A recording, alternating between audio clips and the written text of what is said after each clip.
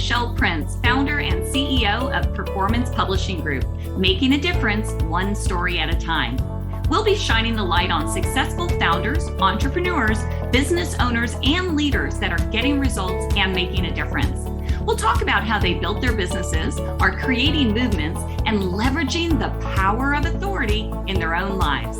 Be sure to stick around to the end of the show and we'll reveal how you can be our next guest. Let's get started.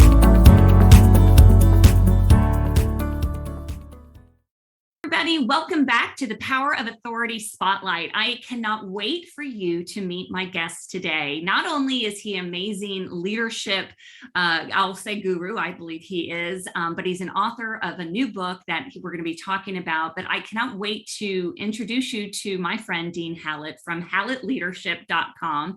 Dean, welcome to the show. Thanks, Michelle. Great to see you. Yeah, you too. I'm excited about this. I mean, this has been a conversation a long time coming, right? You and I met, what year was that? 2018 or 2019? 2019. 2019. And we were both in a leadership group, to build our businesses and all that. And you were in the process of doing all kinds of incredible things in leadership for companies. But you had this idea of writing a book. Tell us a little bit about your book and a little bit about what you do as a company. Sure. The book is called The Missing Piece, and it's how successful companies develop high-performance cultures. And the book is really, to me, a culmination and a foundation for the programs that I do in my company. They're really the recipe, I guess is the best way to say it. I got started doing what I do when I was with 20th Century Fox. I was in the entertainment industry, and at 20th Century Fox, I had learned a number of different things when I was in my early days because life wasn't as fulfilling as I thought it would be in my early 20s. And so I ended up doing a self-awareness, back then it was called self-awareness, now it would be called emotional intelligence training. And it really took me from sort of going through life a little bit numb, not experiencing everything it had to offer, to having much deeper connections with people, being able to communicate openly, be more authentic with people. And I wasn't using all those words back then necessarily, but it was a whole different feeling where I just felt like life had more meaning and more purpose to it. Mm-hmm. And so I took those lessons and I started using them in business. And I used them to build stronger teams and have people come together. And the book ended up being a culmination of all those lessons that I learned along the way from my career, from the very beginning all the way through the end. And it really talks about, so the programs that I do, I'm jumping around a little bit here, but the programs I do are executive coaching, I do leadership workshops, and I do an accelerated leadership program. The accelerated leadership program is 9 months long, and it includes a number of the things that we talk about in this book. The book talks about the program quite a bit. And I was doing a number of those things independently, different exercises, discovery model exercises, where the best way to talk about what those are I could sit here and give you a 40-page PowerPoint on how to ride a bike, but until you get on the bike and pedal for yourself, you're not going to really know what it feels like. So we were doing a lot of exercises where people could have an experience of leadership, an experience of those kinds of things. Giving and receiving feedback, standing up in front of a room and talking about passionately about something that's really deep and meaningful to you, talking about the time in your life where you had the most fear and how you overcame it. People experience the sharing of those things and experience the personal power that comes with being vulnerable and being open about those things. So we ended up putting that together over time, all the pieces into a program. We said, hey, let's run this for 9 months and see how much people get out of it. So nothing individually in the program was new and unique at the time, but putting it all together and having people do it for 9 months became a way for them to integrate it into their day-to-day DNA. And so it's not like I do workshops as a reinforcement and as an eye opener, but this program, the 9-month program, is the one that allows it to really resonate and sink in and become part of what they do all the time. And so, I love that. That is so key. You and I shared that we're both, we love personal development, professional development, leadership, all of that. But you do have to be entrenched in it to really see change. It's not a one and done kind of thing. Yeah, you do. We've all done weekend workshops, right? And there's great revelations that we might have. And I don't know about you, but I would go back to my office, and as soon as crisis hit, I would go back to my old way of doing things because it has worked historically. Therefore, that's what I fall back on when I need to. And then suddenly those great insights and those great ideas I had coming out of the workshop get put on the back burner, and I don't do much about them. And the nice thing is when we do this program inside a company, it not only builds that into the DNA of everybody day to day in terms of what they do, think about how their interactions with each other changes over time. So if you have people from different divisions of a company in this program, you're creating this connective tissue, this synergy, because you're building huge levels of mutual trust and respect over that 9-month period. So if somebody wants to find out what's really going on and get around the politics, people within that program just reach out to each other and say, hey, let's talk about what's really happening here. And they're pretty open about it in a much deeper way than they were before. Yeah, and a lot of companies don't have that opportunity to cross, departments and cross, groups, because everybody's siloed doing their own thing. So when you bring everybody together, I love that part of it. It's not just the one team going through this together. Right. And so the book talks about it's really, each chapter really has 4 things in it. The first one is, at Fox, we built a digital supply chain. And when I wrote the book, I thought about writing a parable, but parables always seem to come together too nice and easy, and they live happily ever after. And real life can be messy. And I wanted people to see how, when things got messy, we dealt with it. So I talk about from beginning to end what we did with this digital supply chain. And that builds over time over each chapter. Each chapter has a little bit about my personal journey. And some of that's personal, and some of that's business personal, but about how I learned things and developed and encountered things and dealt with them along the way. And then there's the actual lesson in each chapter, because the chapters talk about authenticity and being aligned and the importance of people and collaboration and all those different things. So it gets into the details behind the lesson. And then in each chapter, I share what I refer to as close encounters with leadership.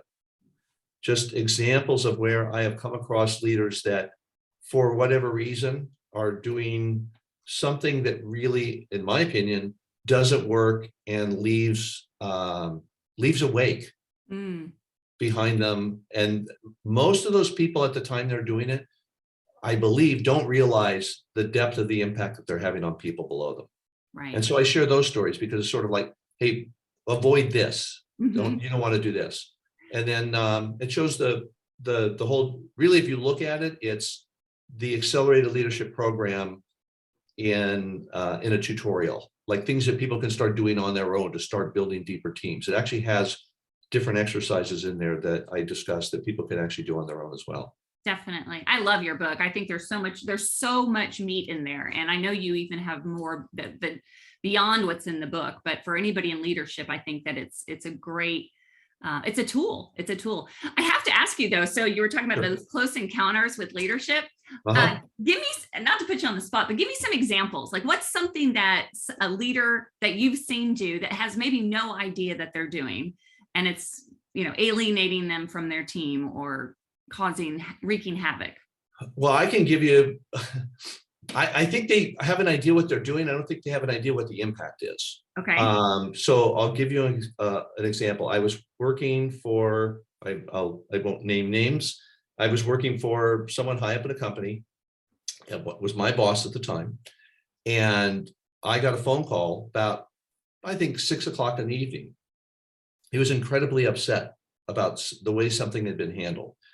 And he just started screaming at me on the phone and went through this whole process. And by the way, every time I was trying to explain what was going on, so he had an understanding, at least from my perspective, what was happening, he just got louder. And I felt, I don't know if you've ever had that feeling like you're in quicksand and everything you say, you feel like you're sinking deeper and deeper. That's how I felt.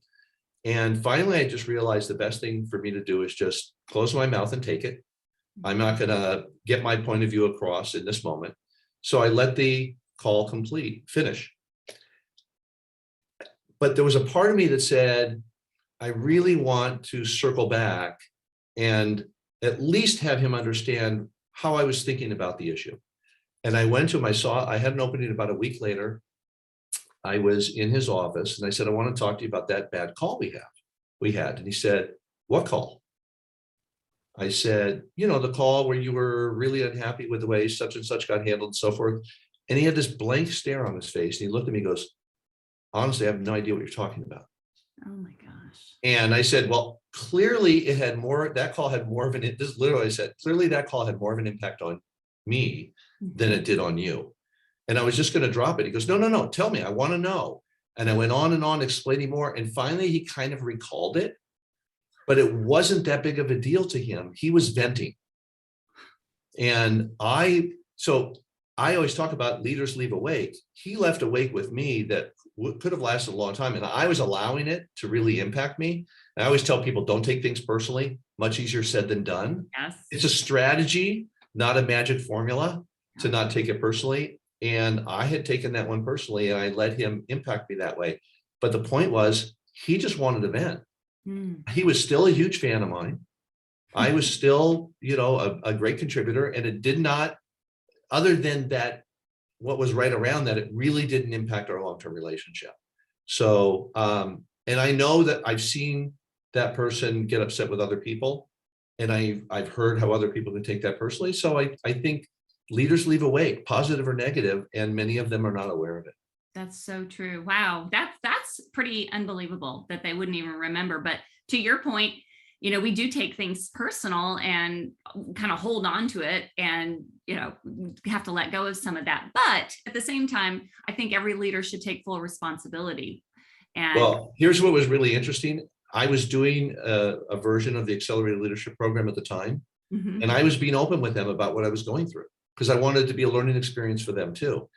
And when I shared with them what I was going through, their jaws dropped. And they said, we thought that when you get to your level, that doesn't happen. Like you're above that and beyond that. We just thought that kind of stuff happens in the trenches. I said, no, it happens all the way through the company. So it was a learning lesson for them. It was a learning lesson also for them when I came back, circled back and said, look, I had taken this personally. Yeah. And my boss had completely moved on. So when you're mired in taking something personally, you might be the only one still suffering. Yeah. So I'm not saying don't take it personally, but if you're going to take it personally, deal with it personally and then move on. Learn what you can learn from it, then move on. Yeah, that's great advice. Like you said, though, easier said than done sometimes. Right. Yeah. Yeah, we can all fall. We're all human. That's right. So, you've done this for so many different leaders. You've had exposure to, some incredible leaders, and you've seen good, you've seen not so good. But I want to know, what are some success stories? What are some, think of someone that just jumps out in your mind that has gone through the program and really you saw a radical shift and how it impacted their leadership. Well, I'll share a story that's in the book. It's one of the most impactful ones I've seen because and I see versions of it all the time. But we had a leader, it's Accelerated Leadership Program. We had a leader in the program. And in the early parts of the program, she was communicating to people that she was saying to me, look, I understand these people are at different stages of their life. I'm a single mom. I have more life experience. I can see why such and such is valuable for them, not as much for me. And I made a comment to her. I said, be careful, because you're separating yourself from the group and how you're communicating. You're basically saying they need this, but you don't. And at least that's what I'm hearing. And she kind of brushed me off a little bit and said, yeah, okay, I'm not too concerned about that. And we got 4 or 5 months into the program and we did an exercise. And the exercise is an opportunity to provide feedback to each other in terms of how much of a contributor people are in the program. And she got very negative responses. And she was shocked and actually had a really hard time dealing with it. She's a super high performer and she didn't understand what was going on, how she possibly could be viewed this way. And it took a little bit of time, but she got back on track, at least to the point of being able to sit with the group and have a conversation. And she said, she was talking about the experience. And I said to her in front of the group, I said, I would hire you in a heartbeat. And she said, that's what pisses me off. She goes, so many people tell me that, yet I'm the one here that people were basically willing to vote off the island. Yeah. So how did that happen? I said, well, you want some feedback? I had everybody in the room. I said, who wants to give her some feedback? Some hands went up. I said, great. If you voted her off the island, give her some feedback. And when they told her essentially what I had said about feeling that she was a little bit aloof, disconnected, a little superior in her style and so forth, she was livid, but not because of the feedback. But her response was, why on earth would you wait 5 months? And the program was 5 months in. Why would you wait 5 months to tell me that? I could have been working on that all this time. Wow. And so I believe feedback is a gift. People always feel like they don't want to hurt somebody's feelings. It is so powerful to provide feedback.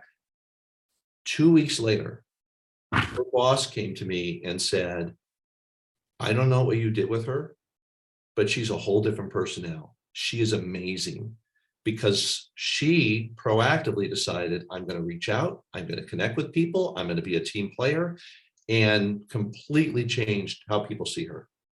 Wow. And I have lots of little stories about people like that.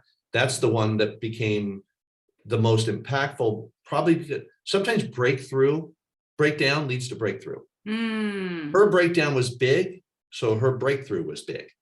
It doesn't always have to be hard, is I guess the message I'm saying. Hers was, and therefore it was even that much more significant for her. But there's lots of wins where people don't go through catharsis or anything like that. Yeah. What I'm hearing too is that the power of the just being authentic and real, and at whatever level is providing feedback. There's a way to do it, and I know you teach and talk about that in the book about the right way to give feedback, and so that you support everyone to be their best. But Right. But that's the key, is feedback. And I think I was in corporate America for many years, and there were many leaders that I had that I did not feel I was able to give feedback. But again, everything starts from the top down, and how you are leading is setting the tone for everything. And, I love what you say about leaving a wake. Yeah. People don't leave jobs, they leave bosses typically. Yeah. And the 9-month aspect, going back to that, with a group like that, a cohort like that, you're building such a deep level of mutual trust and respect, and practicing these exercises so that you get more and more comfortable with it, so that you have multiple experiences of it. So when you're going to somebody that hasn't done the program, you understand the value of exercises like that. And it may feel risky, but you also know what the benefit is on the other side. If you give someone feedback, and look, we talk about feedback. You can give feedback in an incredibly respectful way. Yes. You can certainly ask permission to give feedback. So it's not like you're just walking down the hall and just telling everybody what's on your mind about them. There is, as you pointed out, a positive way to do it. And we spend a lot of time on that. It's one of the hardest things we do, is getting people comfortable giving and receiving feedback. So important. I love that. So let's talk about Hallett Leadership, specifically your company. The show is called The Power of Authority, and I know with this book you are building your authority platform. You already had it, but now it's just bringing another level of it. What are some of the initiatives that are on the horizon for your company? Well, primarily what we're doing right now is the 9-month program in companies, going into them, because we did a number of them inside of Fox when I was there. And now with the repackaged version that we're doing, it also repackaged for the virtual world. On the one hand, because of COVID, but on the other hand, because I'm actually been working with a company that is essentially a virtual company. They really don't have a headquarters. They're all over the place. So we get together periodically in person, but that's only every 3 months or so. And in the meantime, we're doing weekly or bi-weekly sessions on calls just like this, with everybody on the call and doing exercises. But the initiatives are really about, I'll tell you the ideal scenario. The ideal scenario is for me to connect with CEOs.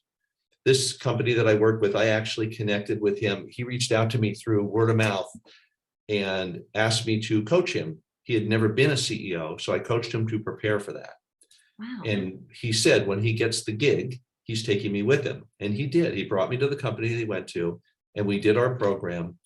And essentially for an orientation, we did the workshop to give everybody an eye opener as to here's what we're going to be doing for the next 9 months. Right. And so it went from coaching to a workshop to a 9-month program. And that is a great scenario because you're starting with one, then going to many to get the foundation, and then really going down a path where people understand what the program's all about. And my vision is actually to help people learn the lessons that I learned over the years, but to learn them much faster. Mm-hmm. And when we do the 9-month program, you have people really becoming ingrained with those lessons and doing it in a much faster way than me, and spreading, you teach these people in a cohort how to lead, Mm-hmm. they naturally start leading their teams that way. And so it has an exponential effect. So what's up for Hallett Leadership is to do as many of these programs as we can. Mm-hmm. And it really does start with the relationship with the CEO, because when the CEO is on board, you move so much faster, because you don't have you have challenging questions coming from the CEO, but you don't have a CEO challenging the value of bringing leadership into the organization. Right. And it has to start there, because, and everyone's heard that it starts at the top, but if it doesn't, that's where you have that story you were talking about, the disconnect that breeds mistrust and all of the other things that can collapse it. I love doing the program in middle management because they are learning these lessons for the first time. Nobody's really shown them how to lead, and they don't have a history of promotion after promotion after promotion where they believe that what they've been doing has gotten them there, so they're less willing to give it up. They're like sponges, and I love teaching them, but they point upward and go, well, yeah, but what about these people up here above us? They don't get it. What do we do about that? So I like working with the senior leadership team and then doing some programs further down in the organization. What was interesting, I was on a call with somebody the other day, and they pointed out a stat to me that I wasn't aware of. Average age of a person that starts leading a team of, I forget what the number was, 8 or more, 9 or more, whatever it is 32 years old. Average age of someone receiving their first leadership training, 41. What? So a decade of leadership before anybody is showing you the right way to lead. Which, I mean, there's so many examples out there that you can see where people have bad cultures, the leadership principles aren't in place. People are just, they're strong individual performers. Just say, great, let's restructure a little bit. Here's your new title and here's your team. Mm-hmm. Good luck, sink or swim, right? There's just too many examples of that. Wow. I mean, that shocks me, that statistic, but it doesn't surprise me either after, being in some companies. It's why this is so needed. It's the missing piece. Yeah. No pun intended there. And I think in today's world, I'm not saying it was good leadership before, but there were ways to get things done at a high level as an individual performer when disruption was happening at a much slower pace. But in today's world, I don't know anyone that can do it on their own, that can do it without a high performing team underneath them. Mm-hmm. So it's perfectly the right time for people to realize that, embrace the concept, and build the best team they can, show them how to lead and not be threatened by their contribution, but realizing that their contribution is going to make the entire team better. Absolutely. I love that. So how can people get a hold of you if they want to learn more or if they want to buy your book?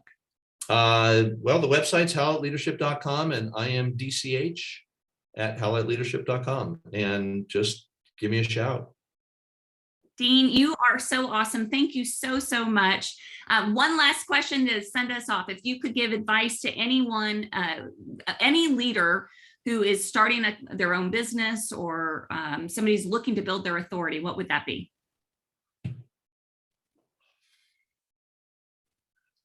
I think I would say that realize that vulnerability is a strength and not a weakness. When I have shared with people and been open about what I'm not sure about, what I don't know, and I'm looking for input, it does so many different things. It shows them that I'm approachable. It allows them to come forward and be empowered and speak about what they know. It allows the introverts to speak up and gives them a space to talk about their ideas. and a lot of things start happening. My vulnerability allows the team to really come together. It starts with me. If I'm asking everybody else to be vulnerable and I'm not, it's not going to happen. And when I do it, it's really powerful. Awesome. Great advice, Dean. Thank you so much. Again, go to hallettleadership.com, get in touch with Dean, and definitely buy his book, The Missing Piece. And Michelle, before you sign off, I just have to say thank you for everything. I never viewed myself as an author, and this never would have happened without you and your team. And I am incredibly grateful for everything, for being able to put this together and have it out there and share it with the world. Oh, thank you, Dean. It's my honor, honestly. And yes, you had all this in you all along. I just had to pull it out a little bit, but you did the hard work. So I appreciate it. Thanks. Thank you. All right. Well, thanks everyone for listening. We'll see you next time on the Power of Authority Spotlight.